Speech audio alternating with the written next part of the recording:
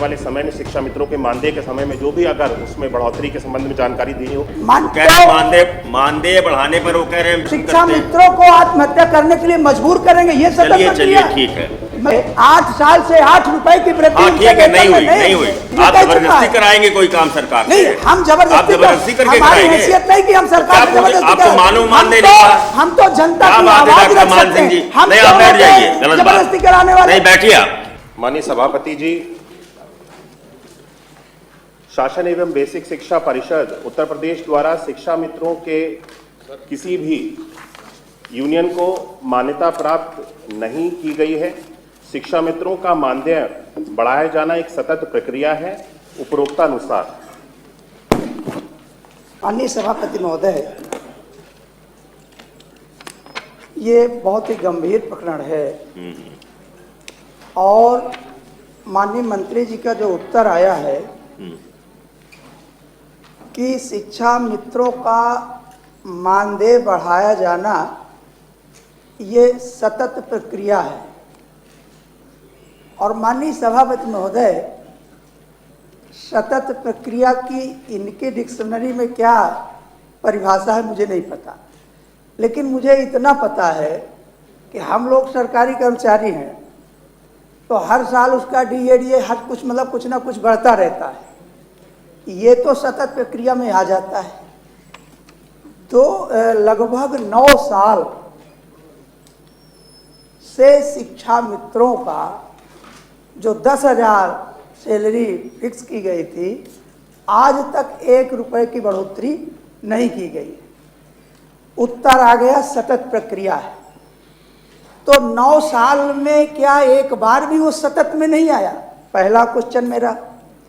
दूसरा ये कि शासन एवं बेसिक शिक्षा परिषद उत्तर प्रदेश द्वारा शिक्षा मित्रों के किसी भी यूनियन को मान्यता प्रदान की गई है कि नहीं? तो इन्होंने कहा नहीं। माननीय सभापति महोदय, मैं माननीय मंत्री जी से यह जानना चाहता हूं कि आप जो विभिन्न शिक्षा मित्र संगठनों से बात करके उनको आश्वासन देते हैं कि भाई चलिए इस बार हम आपका मानदेय बढ़ाएंगे या आपके बारे में विचार करेंगे, तो आप एक तरफा डिनाई कर रहे हैं कि कोई इनका संगठन कोई यूनियन नहीं है। तो माननीय मंत्री जी सतत को बता दीजिए, इनके यूनियन के बारे में बता दीजिए। माननीय मंत्री जी, सतत क्या है? नहीं तो मंत्री जी बाकी लोग उनसे मिलना बंद कर दें तो माननीय मंत्री जी। माननीय सभापति जी, माननीय सदस्य ने जो प्रश्न किया है वे शिक्षा मित्रों के यूनियन के संबंध में जो जानकारी प्राप्त करना चाह रहे हैं, क्योंकि किसी भी यूनियन के द्वारा रजिस्ट्रेशन कराने के लिए क्या किसी भी संगठन के द्वारा रजिस्ट्रेशन कराने के लिए अभी तक कोई मांग नहीं की गई है, इसीलिए इस विषय में कोई भी कार्रवाई हुई नहीं है। और जहां तक उनकी मांगों के विषय में है तो कोई भी व्यक्ति मेरे से सरकार से आकर के किसी भी तरह की कोई दरख्वास्त कर सकता है और अपना अगर कोई विषय है सभी समस्त शिक्षा मित्र के संगठन का या सभी समस्त शिक्षा मित्रों से जुड़ा हुआ, तो उस विषय को आकर के रख सकता है। इसीलिए हम सब लोग उनको अपने कार्यालयों में जब भी मिलने के लिए आते हैं तो पूरी तरह से उनका स्वागत करते हैं और उनका जो भी विषय होता है उसका हम सब लोग समाधान करने का पूरा प्रयास करते हैं। माननीय अब बात तो उत्तर तो आ जाने दीजिए। माननीय सदस्य ने शिक्षा मित्रों के संबंध में और उनके प्रति बहुत ही गहन चिंता जताई है। सरकार पूरी तरह से शिक्षा मित्रों के मुद्दे पर संवेदनशील है और समाधानमुखी है। हमने शिक्षा मित्रों के संबंध में उनके द्वारा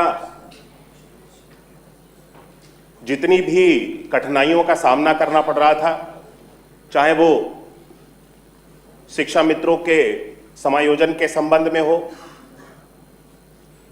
चाहे वो शिक्षा मित्रों को कैशलेस चिकित्सा की सुविधा उपलब्ध कराने के संबंध में हो, ये लंबे समय से शिक्षा मित्र इन चीजों की मांग कर रहे थे और उनको कार्य करने में इससे बहुत कठिनाई भी हो रही थी। हमारी सरकार ने उनकी इन मांगों को सुनते हुए और उसकी गंभीरता को समझते हुए इन दोनों चीजों पर निर्णय लेने का कार्य किया और शिक्षा मित्रों को कैशलेस चिकित्सा की सुविधा के साथ जोड़ने का हमारी सरकार ने निर्णय लिया है।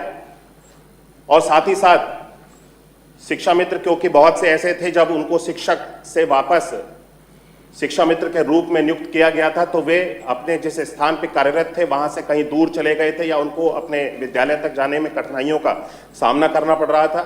उसको देखते हुए शिक्षा मित्र के एक समायोजन की भी व्यवस्था बनाई गई, जिससे शिक्षा मित्र इस वक्त वो एक प्रक्रिया उसकी चल रही है और उससे शिक्षा मित्र समस्त जितने शिक्षा मित्रों ने उसके अंतर्गत आवेदन किया है उसको लाभान्वित किया जाएगा और वो चरणबद्ध तरीके से एक एक शिक्षा मित्र को जिस स्थान पे वे जाना चाहता है वहां पर उसको पहुंचा दिया जाएगा। जहां तक